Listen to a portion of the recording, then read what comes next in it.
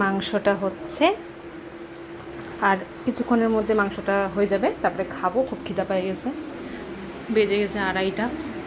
আসলে মাংসটা আনতে একটু দেরি হয়ে গেছে, ওই জন্য আর কি এত দেরি হয়ে গেল। দেখি আরেক মহাশয় দেখি কি করে। কি গো, দেখেন উল্টা হয়ে শুয়ে আছে, টেডি বিয়ারটা উল্টা হয়ে আছে, ইনিও উল্টা হয়ে আছে। কি গো, ঘুমাবা নাকি?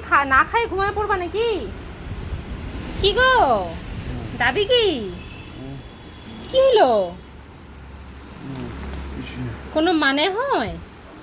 কোনো মানে হয়? বন্ধ হবো মানে?